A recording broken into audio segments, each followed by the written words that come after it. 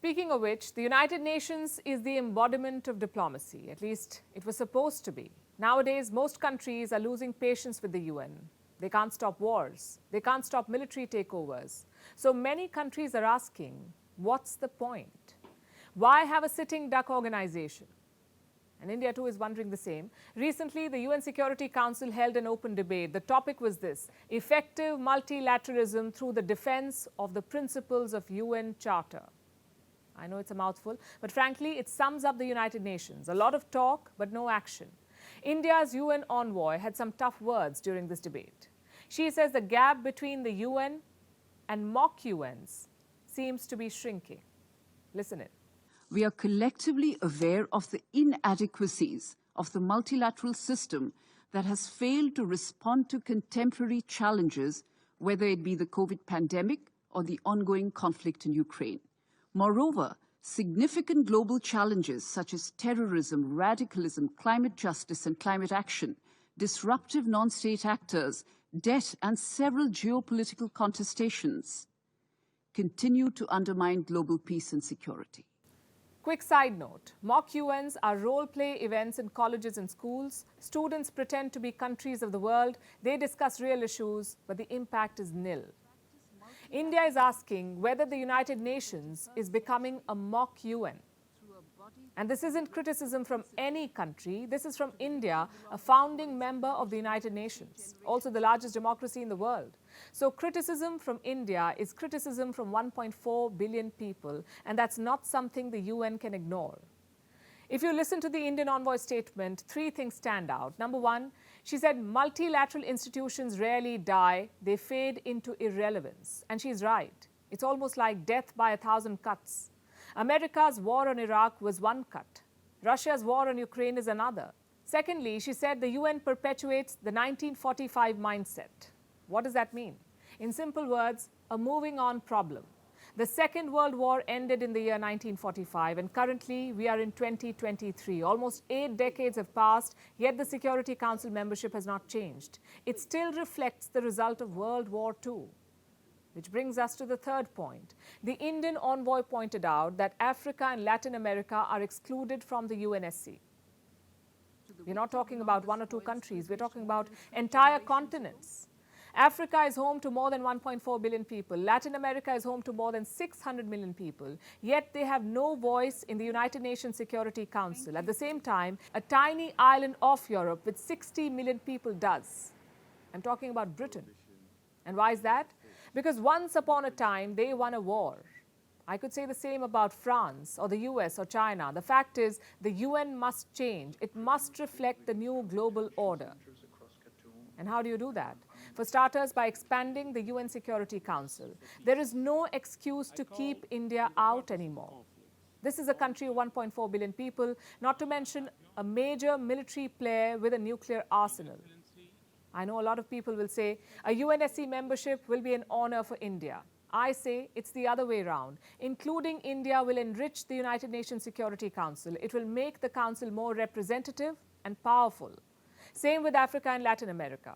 Don't think of this as a favor from bigger powers. Think of it as countries claiming their rightful place. But the question is, how do we make this happen? If you want to expand the UNSC, you need all the 5 permanent members on board. That's America, Britain, France, Russia, and China.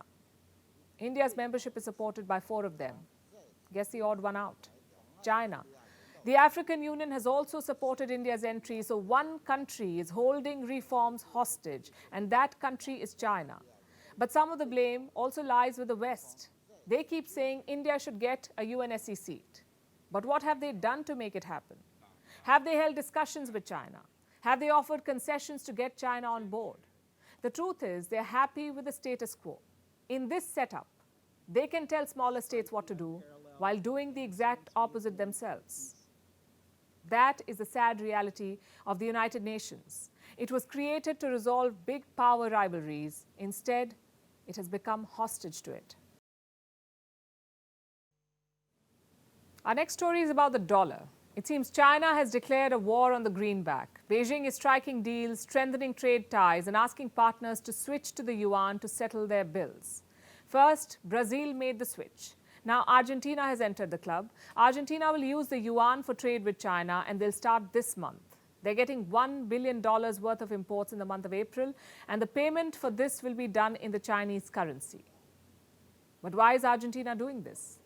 Let me explain. This year, Argentina suffered a crippling drought. Crop yields were less, so agricultural exports plunged, which meant that fewer dollars were flowing into Argentina, and so it makes sense for them to use the yuan for Chinese goods. This way, they save their dollars and their reserves. And China is not complaining. One more country using the yuan is good news for them. There is clear momentum behind the Chinese currency. Look at the numbers. Last year in 2022, the international usage of the yuan rose by over 26%. Over $6 trillion worth of payments were settled in the Chinese currency. The yuan has become the world's fifth largest currency for global payments. It comes after the dollar, the pound sterling, the euro, and the Japanese yen. It is also the fifth most held currency in global foreign exchange reserves. Around 80 central banks keep the yuan in reserve, and more banks are joining the list.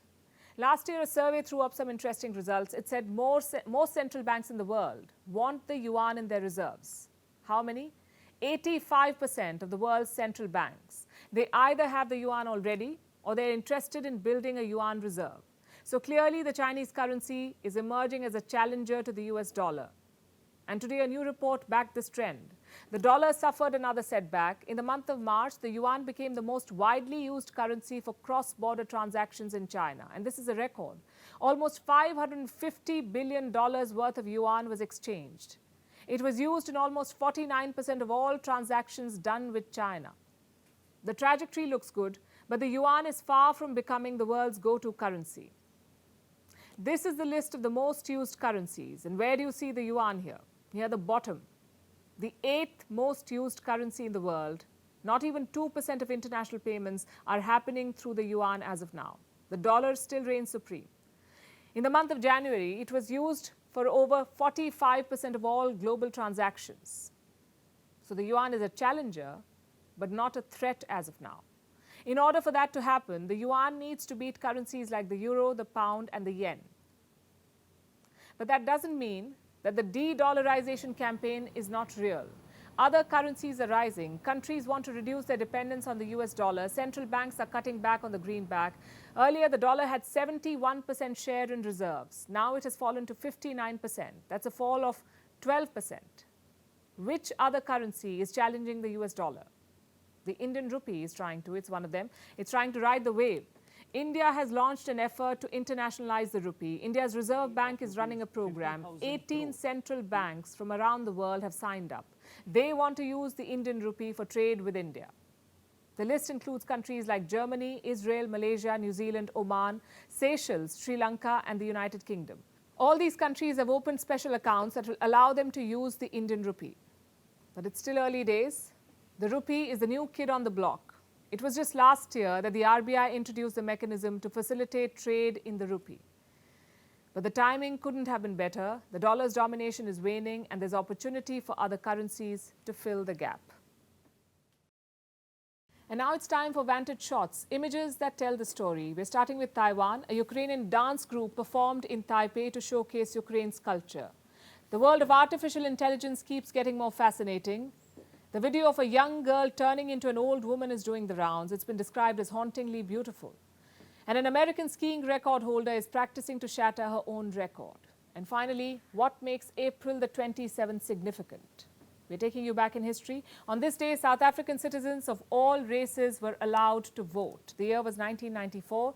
The apartheid was coming to an end. Apartheid, or apartness, controlled the lives of people in South Africa for years. It kept the country's black majority population under the domination of white minority population. The racial segregation was rampant in all walks of life. Interracial marriages were banned. Black people did not have the right over their own land. They were not even allowed to vote. But on this day in 1994, there was a revolution at the ballot box. We're leaving you with this. Thanks for watching.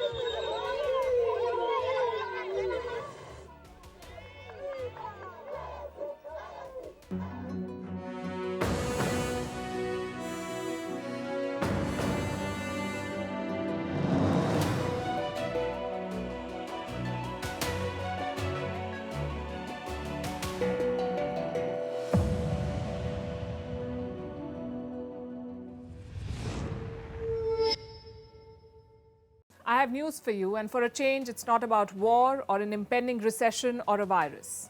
It's more personal, and it's good news. Firstpost has crossed 1 million subscribers on YouTube. In our world of more than 8 billion people, this may seem like a very small number, but for me and my team, it means a lot, more than we can put in words.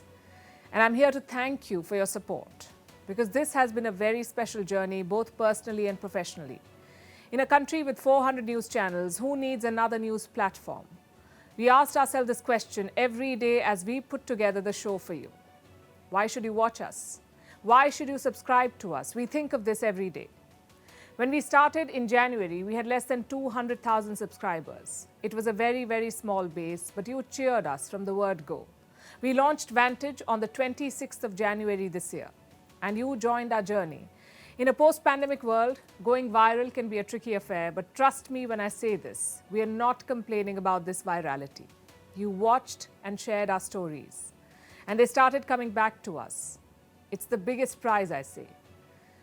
If you think I'm getting carried away, please bear with me. Like I said, this has been special. It's been a learning curve. Because we knew our stories, we understood our subjects, but we were getting used to the medium. You helped us with feedback and so many comments. Thank you for writing. You told us what won't work and what we shouldn't be doing. Thank you for critiquing. And you kept coming back every day to watch us. Thank you for watching and subscribing. We hear you, so keep the conversation going. We truly believe that in this day and age, time is more valuable than anything, and you give us your time. We are committed to making it worthwhile, to highlighting India's perspective on global issues, to tracking developments that shape our world, to reading between the lines, and to telling stories that really matter. In the weeks and months ahead, we will bring you more shows. We are entering a very exciting phase. We want to experiment. We want to take you where the story is. You know, they're right when they say that storytelling is the most powerful way to put ideas in the world today. And you help us hone that skill. So thank you for making us 1 million strong. I say, we're only getting started. Paris has been cities across France. And there they go. It looks like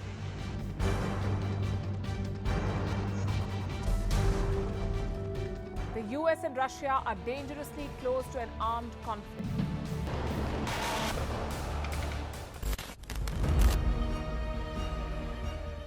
This year, 2023, New Delhi will be the capital of global diplomacy.